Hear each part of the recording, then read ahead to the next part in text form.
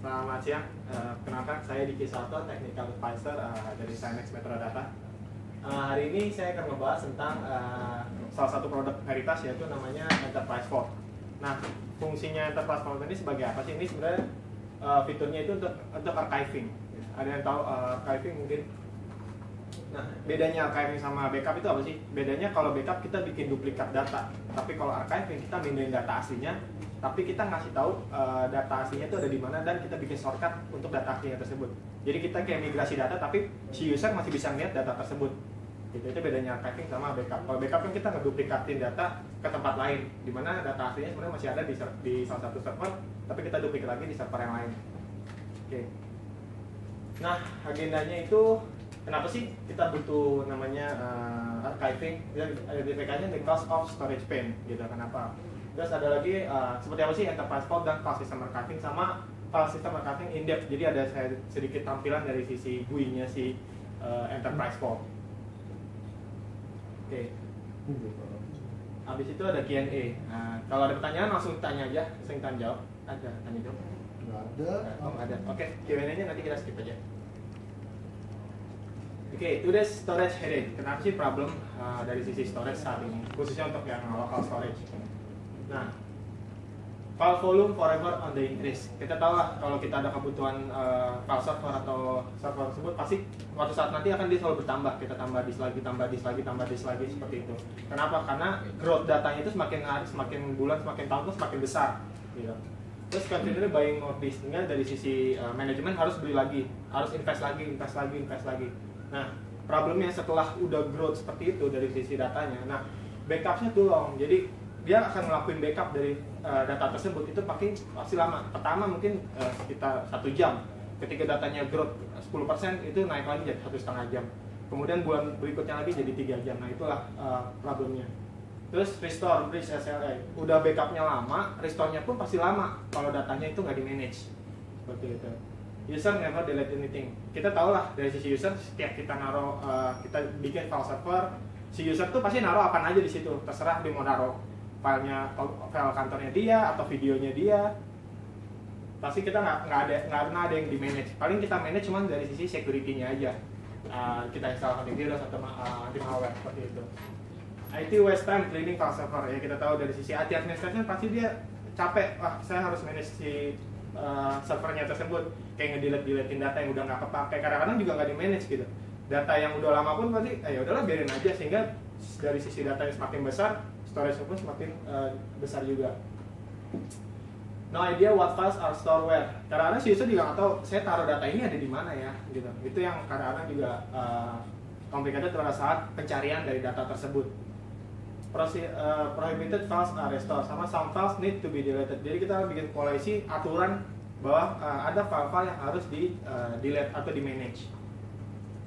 Nah, ada lagi some files need to be deep archive. Jadi harus ada yang kita bisa mindahin data tersebut, atau setelah udah berapa lama kita pindahin lagi data itu ke tier 3 dari sisi storage. Oke. Nah, what if you could, bagaimana kalau bisa jika kita bisa nge-free up dari server tersebut sekitar 90% dari datanya. Itu kan suatu solusi, maksudnya yang dibutuhkan kan dari sisi tadi datanya udah semakin besar, kita butuh gimana sih supaya saya nggak nambah disk gitu kan, saya nggak nambah storage lagi gitu. Nah itu saya mau free up dari sisi server saya gitu. Terus keep archive files seems accessible. Jadi saya mau mindahin data yang aslinya ke tempat lain, tapi si user masih bisa dapat data tersebut, masih bisa ngelihat, masih bisa mencari lah di server tersebut. Stop buying more storage. Gak usah beli storage lagi untuk nambahin total data kapasitas dari server tersebut. Terus bagaimana kalau kita bisa nge-reduce dari sisi backup dan restore? Tadi kan saya bisa jelaskan ketika data semakin besar pasti backupnya semakin lama. Nah, gimana cara kita bisa nge-reduce dari backup tersebut? Salah satu caranya seperti apa? Block prohibited files from being saved, mencegah file-file yang diinginkan itu disimpan. Jadi nggak sembarangan lah orang upload datanya. Store files efficiently in the cloud on warm tabs, NAS, and DAS. Jadi kita bisa naruh datanya itu bisa dipindahin ke cloud, ke NAS storage, ke tab, atau ke NAS. report and gain insight on all your files. Kita bisa dapat report atau viewing dari seluruh data yang ada di dalam server tersebut. Reduce the administrative overhead on file server. Ini dari sisi administration, manage dari data tersebut. Oke.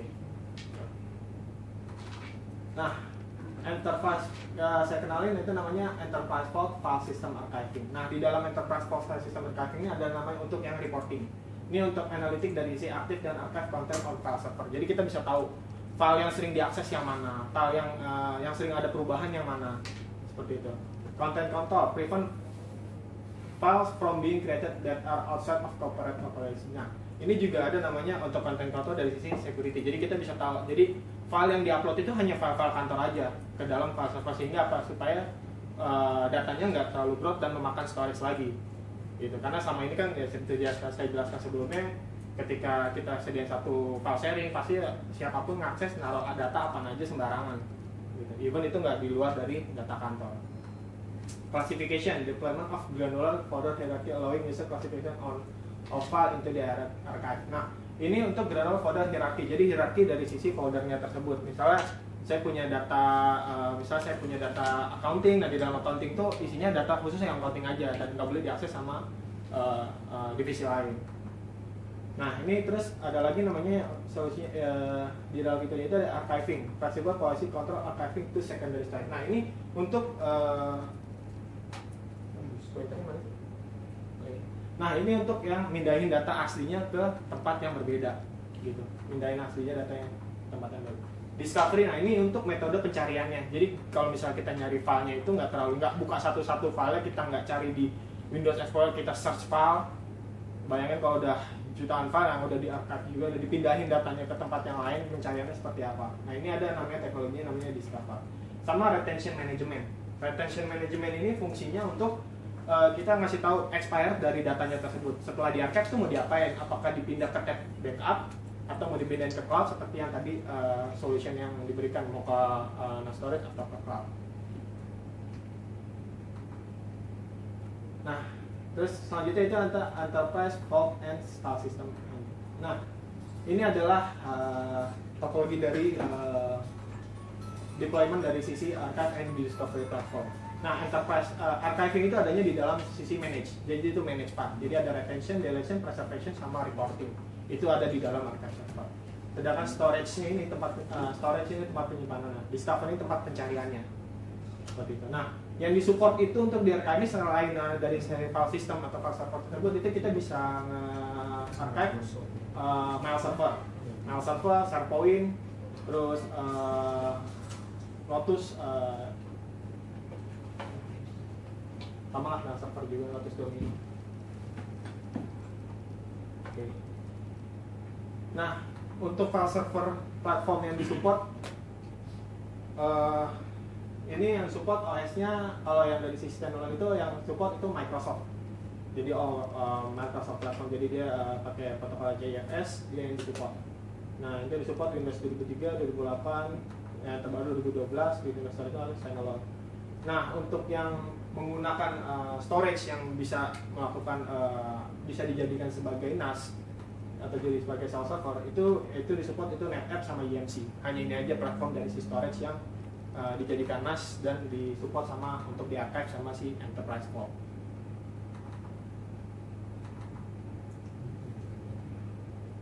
Nah, gimana sih cara kerjanya? Ini yang cukup menarik sih. Gimana cara kerjanya si Enterprise Vault bekerja untuk solusi archiving bekerja? Nah, kita dari ini kita ada dari sisi end user, yaitu siapapun yang mengakses dari sisi ini file server, ini data yang kita upload semuanya. Nah, ini aplikasi Enterprise Vault-nya, di mana di dalamnya ada database dan application Enterprise Vault. Nah, jadi si Enterprise Vault ini akan scanning berdasarkan pola isi. Dia akan matching pola isi. Oh, saya mau nge-archive file-file yang kira-kira yang 6 bulan yang lalu atau 1 tahun yang lalu. Setelah dia melakukan pencarian di dalam file tersebut, ini kita udah install agent di dalamnya. Nah, ketika dia udah menemukan datanya, dia akan pindahkan data aslinya ke Enterprise Vault Server. Ini yang dipindahkan data aslinya, yang dipindahkan ke dalam Enterprise Vault Server. Bukan kopiannya, tapi data aslinya di-migrate. Nah, setelah di-migrate, dia akan membuat sebuah shortcut. Jadi tadi misalnya filenya tadinya 300 mega, terus dimigrasi ke enterprise port, nah dia jadinya shortcut, jadi cuma 1 kilobyte filenya. Bayangin spare-nya bisa hampir 290 sekian mega yang bisa bisa di-reduce sama dia. Nah dari sisi user masih bisa even filenya ada di dalam enterprise file server, tapi si user masih ngeliat di dalam si file server. Jadi dia bentuknya shortcut.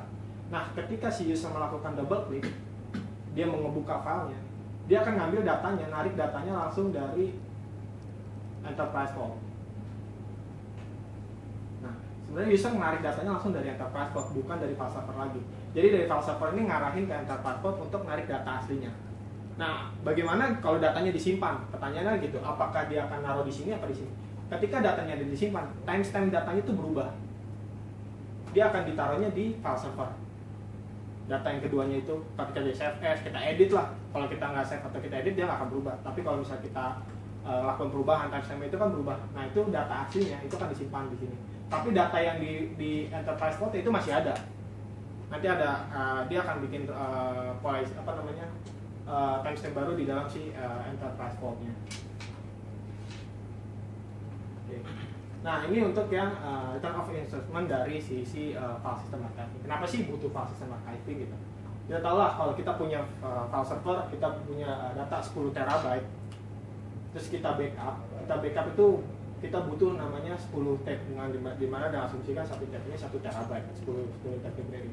Dan waktunya itu kita asumsikan itu 5 jam. Ini ketika semuanya datanya full ada di dalam satu server itu 10 terabyte. Nah, ketika kita melakukan archiving, kita tahu polisi saya maunya seminggu data yang hot itu atau hanya 2 minggu atau 1 bulan. Kita bisa nge-reduce sampai 8 terabyte. Itu dengan asumsi perubahan datanya itu hanya kecil 10%. Nah, di mana tab library ketika kita ngelakuin backup, tabnya itu hanya butuh cuma 2 tab, 2 cartridge aja ketika kita ngelakuin backup si sistem tersebut. Nah, data aslinya itu ada di dalam si enterprise vault. Jadi di dalamnya ada SQL Server sama indexing. Ini untuk yang ngecek datanya ada berada di mana posisinya. Ini vault store-nya dia. Jadi tempat penyimpanan dia bisa dipecah-pecah. Jadi bisa dibikin misalnya satu vault store itu 1 tera. Di dalamnya ini ada deduplicate juga. Jadi bisa dia tahu data mana yang sama file dalam bentuk file level bukan block level. Nah, ini Green IT kenapa?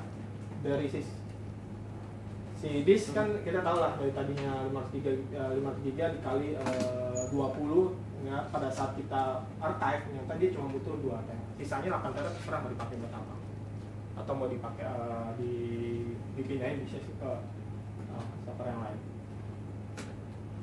Nah, less rack space, less cooling sama less activity. Kenapa? Dari datanya tadi kan kalau misalnya kita pakai 10 tera itu kan pasti dia dari sisi performance impact terhadap servernya, dimana nanti hitnya terhadap performance dari servernya itu pasti meningkat lagi karena dia lakukan pencarian seperti itu kan.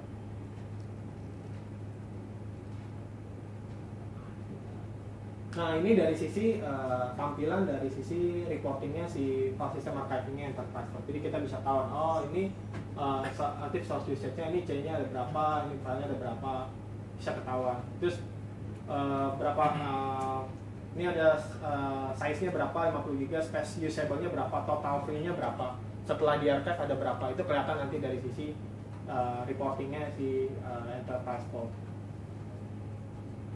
Nah, ini untuk yang tadi saya bilang untuk file blocking. Jadi preventif ketika si user mencegah mengupload sebuah data. Jadi kita bisa tentuin, misalnya saya mau datanya itu yang bisa ditaruh di situ hanya media file aja, di mana semua media file ini nanti diblok. Jadi ini ada MP2, MP3, MP4 dan seterusnya. Nah, kita bisa tentuin juga dari misalnya kita blok semua, terus kita allow cuman .doc aja atau .xml aja. Jadi yang upload cuma file XML aja atau file Excel, file text seperti itu. Jadi kita bisa nentuin.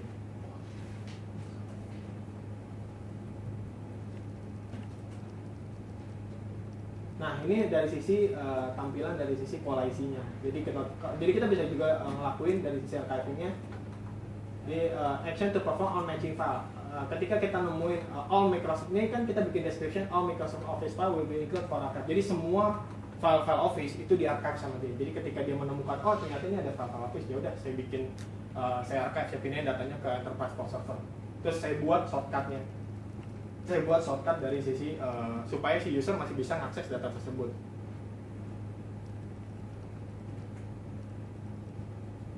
Nah, di sini ada pilihan lagi time and size. Nah, time and size ini fungsinya itu kita bisa ngelakuin berdasarkan rentan waktu. Misalnya saya maunya yang di archive itu datanya itu yang setahun yang lalu, 2 tahun yang lalu, atau 3 bulan yang lalu, atau seminggu yang lalu. Jadi setelah dia menemukan data, oh ternyata data yang seminggu lalu itu ada sekian, habis itu langsung berdasarkan koleksinya filenya apa aja nih boleh di archive. Kalau all file di archive ya semuanya di archive sama dia. Kalau Microsoft Office file di archive ya dia akan archive yang file XML, doc, seperti itu.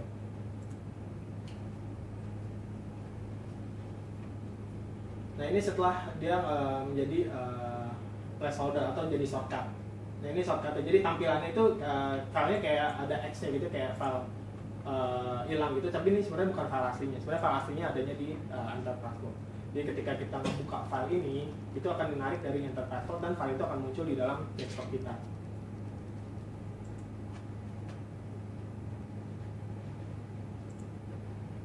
Kalau kita lihat file sebenarnya size on disk cuma 4 KB, tapi file aslinya itu 1,41 mega.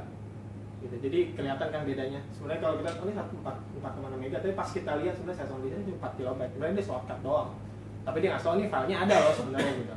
Nah, ketika koleksi misalnya setelah 2 tahun di delete atau 2 tahun dilempar ke tab library, dia bisa hilang dari si file servernya.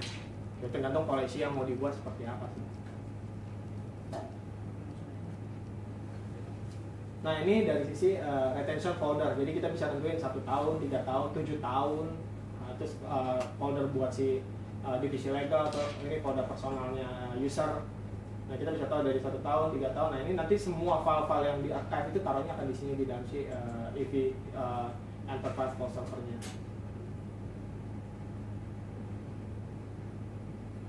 Nah, ini kalau ini dari sisi search and recovery, dari sisi searching dari sisi filenya tersebut. Jadi ini ada fitur di dalam si namanya discovery. Nah, ini kalau kita melakukan pencarian, jadi kalau saya pakai fiturnya si Windows Explorer untuk mencari, dia bisa langsung pakai si aplikasinya si Enterprise Mode. Jadi nggak usah. Dan ini cukup cepat untuk melakukan pencariannya.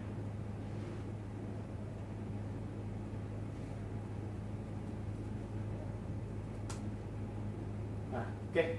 Ada pertanyaan? Email aja taruh di sini. Email apa? Email gua.